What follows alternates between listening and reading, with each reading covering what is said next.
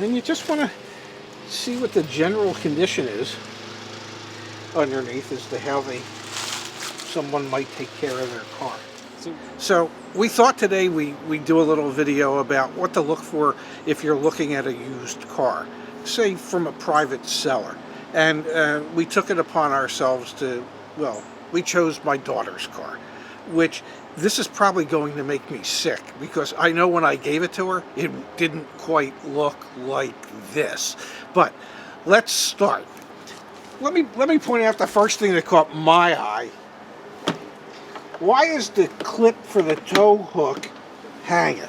Okay, what have you hit that would cause that? And then what have you backed up into to scuff the rear bumper and to crack the paint on it? You'd want to look for any obvious signs that you might have bumped into things, you might have damaged Well, it's things. not you, it's the person, right? So an exterior... you do an exterior walk around.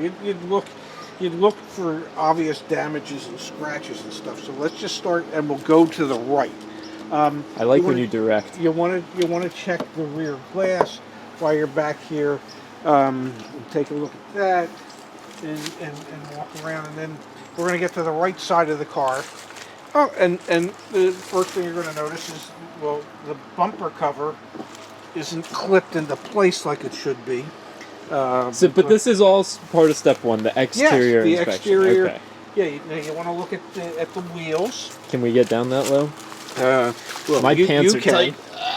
And you want to check tire tread depth. So what are you doing in there? I'm just sticking my fingers in the feel to see if I can feel the wear bars, and there's tread above the wear bars in the rear tire here, so we're good. Then you want to check the side of the car and figure out if there was a panel they didn't scratch.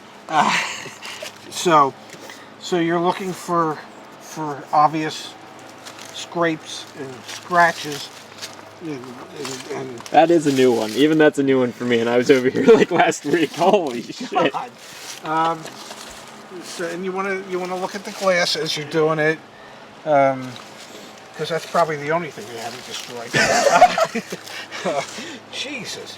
Look back at the bike a little. Even the mirror is scraped and scratched. Then you get to the front fender, and that's got to make you feel better because, well, there's a dent in the bottom, and then, well, just for shits and giggles, there's a bigger dent in the fender.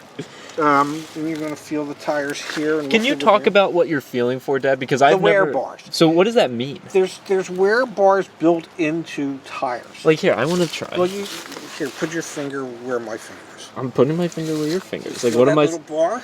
You feel that little? That bar? Yeah. Yeah. What would it feel like if it wasn't there? Well, with the wear bar, what it is when the tread reaches that level, that means it's time for tires. Interesting. Okay, that's to let you know that you've worn out the tire sufficiently enough it's time to replace them. So you don't need to stick a penny in there or anything like that. You just feel for the wear bar, and you make sure that there's some tread depth above that wear bar. And if there isn't, then it's time for tires. Interesting. Or a Okay. tire. Let's continue around the front. Got the typical haze on the plastic headlight covers, which is pretty normal, and that's relatively inexpensive to repair. A little small scrape in the front bumper. Oh, well, slightly larger scrape in the front bumper. Now you understand why they call them bumpers. Although I think these kids are using them as stoppers. Oh, look, the front bumper is sticking out a little bit from when they tapped it there. Windshield, looking for any damage to the windshield, and I don't see anything, so that's good. You want to look for that. Yep. Oh my, how did I miss that? That's a pretty sizable dent in in that fender. I mean, honestly, I Yeah. thought there was the same dent on the other side, so I thought that might have come from the OEM, but Yeah. not a style thing. And then you kind of sort of want to look in and take a look at the interior, which is what's a polite way of saying, well, it's kind of dirty. So let me ask you a question, Dad. But the car's 10 years old, so Yeah, so let me ask you a question. So if you're just driving down the street, yeah. here, I'm gonna join you. Okay. You can stay right there. Yeah. So if you're just driving down the street and you see a used car for Yeah. sale, Yeah. and the first thing you're gonna do is this exterior, Yeah. right? Yeah. And then let's say you want to look at the interior. The best you can do is look through the windows and Yes. things like that. The next step would be, let's say you've actually contacted the seller. What would you do next? Would you pop the hood? Oh, absolutely. You'd want to pop the hood. You'd want to check the oil level, the dipstick for the oil to make sure that they're actually. This is YouTube, man. We gotta show it. Let's go grab the keys. We can't get in the house. Okay, this was so well planned out. We can't get in the house. Zach said. All right, so Dad, like if we're about to do the popping the hood, and this Yeah. is a car that you're inspecting for Yeah. the first time, Yeah. like how do you even know where to find it? Like Find the what? hood popper. I don't know. Really, it's great that you can ask me questions like that, but come on, man. Jesus. Where is the hood popper in this car? I don't know where it Pretty sure it's under there. is. Is it? I think so. Hey, you want to switch? I don't know where it It's on the floorboard, if I'm not mistaken. Oh, is that the gas? That's the gas. Oh, my bad. I can get in there and look down.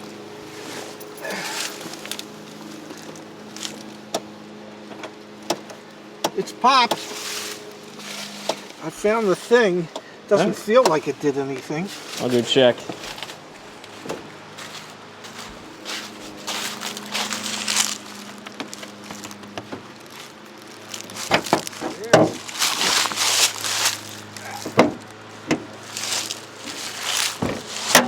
Here, let me help.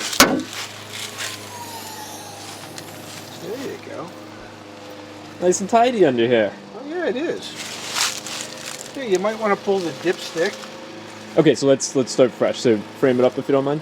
Okay. Well, once you get under the hood, you want to pull the dipstick to see how the oil level is.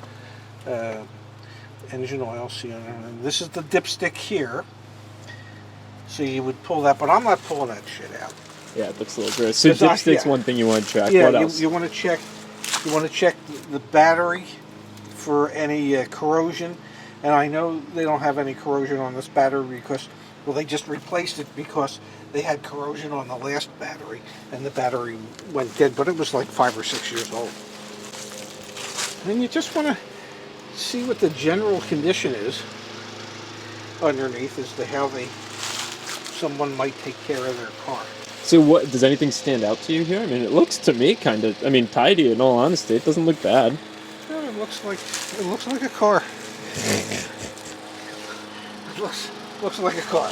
Yeah, it'd be nice if it was a little cleaner, but what are you going to do? So if you're out inspecting a vehicle, is there anything that you should bring with you that, like, Yeah, will- mechanic. No, I know Yeah. you're joking, but that's actually probably the truth, right? Yeah, well, you want to check for, I don't know if we can find VIN stickers on here. Yeah, let's see if we can find. I don't see any. We got something right there. Yeah.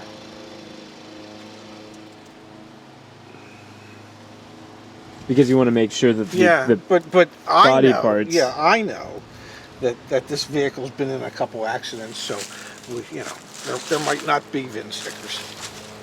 So Yeah. that would be your engine compartment. So really, when you're checking an engine independently, Yeah. there's not too much to do. You get a mechanic to look at it. Yeah. All right. So now, what about the interior? Yeah, you just want to look at the condition of the interior, and it's a little on the dirty side. So the question for you, Dad, if you're a used car seller selling private parties, should you get your car detailed before you sell it to get the most money? Absolutely. Yeah.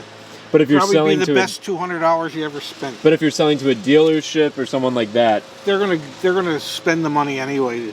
so don't do it. Yeah, you don't have to do it if you're trading it in. But if you're trying to sell it privately, by all means, spend the $200 or $250 and get a car detailed to make it look like it's brand new, even though it's not.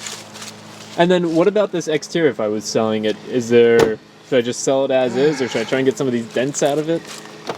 No, you would just sell it as is. Yeah. Because there's too much to do. I mean, there just is. There's just too much to do. Yeah. So that it wouldn't make sense to invest the time, the effort, the energy, the money to try and straighten up all these panels. Yeah. The wonderful thing is, mechanically, I believe the car sounded and runs good. So, final thoughts on buying Yes. a used car. Yeah. You should definitely be looking at the market conditions, right? And that's why we built the market price report back Yes. at yourautoadvocate.com. Yes. There's all these steps that you should do as well, which I think, if I'm not mistaken, that we put into a checklist, Yes, which we is have. back on the Yes. website. So take a look at the checklist as well. We'll link that down below. And at the end of the day, you got to get a pre-purchase inspection, or else you're going to Vegas, you're playing craps, and you're hoping you don't crap out. You and don't roll snake eyes. Yeah, well, I mean, unless you bet on. But yeah. So seriously, get a pre-purchase inspection, right? Because there's only so much you can do when you're buying a car independently. You know what? Truth be told, the mechanical condition of the vehicle is more important than the cosmetic condition. Because mechanically, you want it to be sound and you want it to continue to be usable for years on end. The cosmetics of it are, okay, so it has scratches and dents and dings. And so the next one you put in won't really matter because it already has a bunch. Honestly, what you just said right there, that's how I feel about you and me. Yeah. It's like on the inside what matters. Yeah. On the outside. Yeah, I mean, because cosmetically, well, I'm worn the hell out. but mechanically, some of the still works. Thanks for doing this, Ted. My pleasure, honey.